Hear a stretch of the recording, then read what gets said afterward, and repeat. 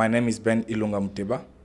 I come from the Democratic Republic of Congo and I am 27 years old. I came to South Africa to find a quiet environment, a quiet society, and I left my country because of war that happened between two different political parties in my country. Most of the African people who are in South Africa, the non-South African, most of them, they left the country because of a particular situation, which include war, disease, poverty. They went for the sake of finding a better place, where they can survive or they can live better. But I think South Africa is a nice country, Cape Town, especially where I'm living. But I'm saying also that there is a good number of South African people who are really dangerous if they know that you're a foreigner. You can even see them by face, you can hear them speaking.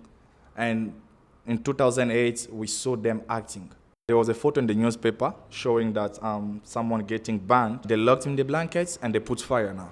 So he was running, and the picture that you saw, you see like the police was laughing at him, the way he was doing those uncontrolled movements because of the fire was banning him. So I was really shocked, to see that kind of image. And 2 days later on, it was in Cape Town already. I saw people on the 28th of May, because I don't forget that date. I saw those people from different townships, Somalian and Zimbabwean, some Congolese guys, all gathering at Saint Joseph Church.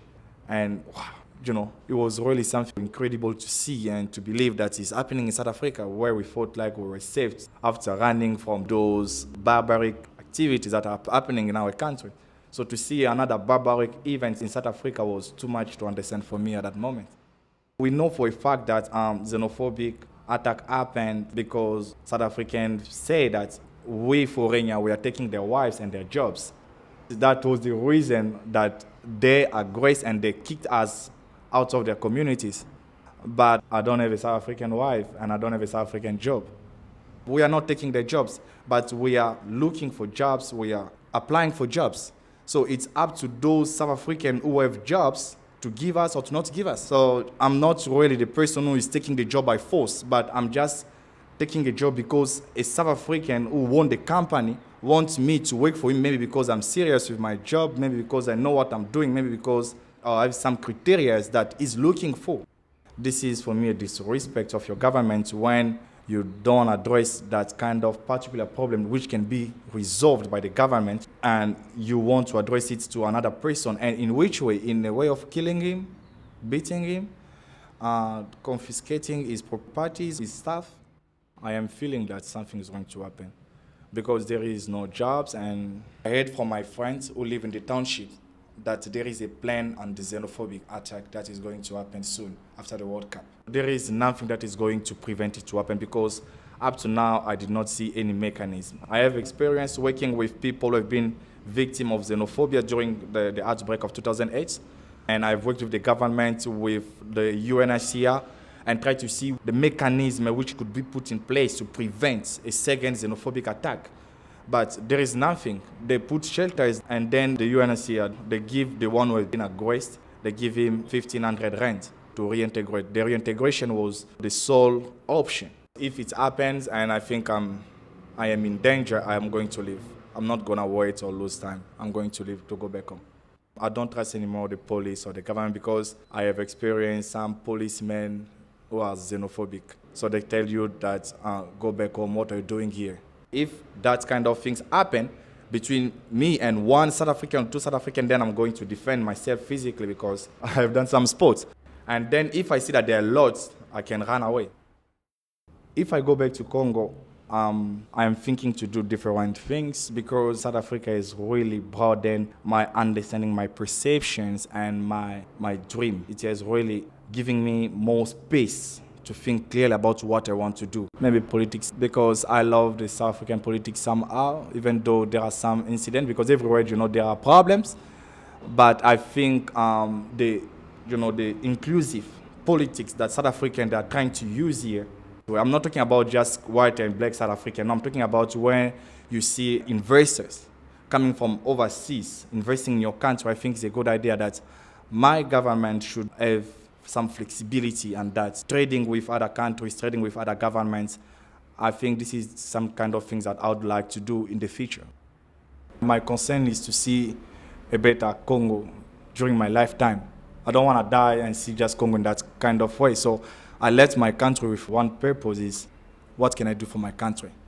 When I came in South Africa with a free access to the library, I have read so much histories about my own country. I've never read any book about where my country comes from, but I get that opportunity and that chance in South Africa. While I was living in my country, there is a certain way I used to understand things. And in my country, a single woman living alone, she's considered as a prostitute. But when I came in South Africa, I realized that a woman, a lady, is free to live alone, to live her life the way she wants her life to be. Those are the kind of things that I've been challenged to accept it, to accommodate it, to understand it. It was not really easy, especially when you have been, enculturated that this is right, this is wrong. I think South African people are really nice people, and there are many South Africans who are really open-minded. Maybe South African people who have been xenophobic think that we did not respect them anymore. There was no difference between the citizens and the foreigners. And say, oh, why this guy is earning money? He has a nice house, a nice car, whereas me, a citizen, I don't have anything. So what is the importance of me being a citizen? And it's not just a responsibility of local South African, government South African to deal with xenophobia, but I think it belongs also to us as foreigners to control our language, to control our attitude towards citizens, and to understand that somehow we have been welcomed by certain people, and to give some mutual respect between both of us. We are African. We are not really used to get anger or to be mad at each other, to say, okay, I will never talk to you anymore in my life. And I don't want to pass my anger or my bad experience in South Africa to my children or to the next generations. And I don't want one day, when I'll be back in my country, looking at the South African with a bad story on my mind. So I want just to have a good memory about the country that I have been living while my country was in trouble. If I go back home, my people, my country will really benefit something from me being overseas for a certain period of years. So I'm really glad for that. I know they were going to ask me, how was the World Cup? And maybe it might be the first question. How was the World Cup there? How was the World Cup? So my answer is going to be by blowing vuvuzela. It was Ayoba. Ayoba means so much fun.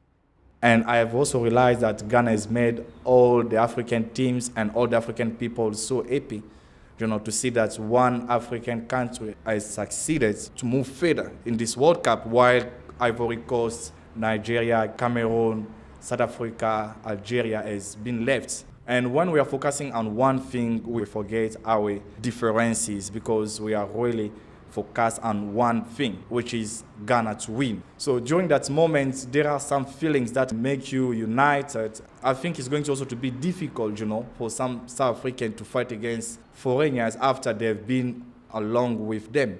It's giving a space to all those differences to converge to one point. So I wish the best for Ghana to move further, so that I can smile and a South African can smile, a Cameroonian can smile, someone from Zimbabwe, from Togo, or anyone can smile, and make us one.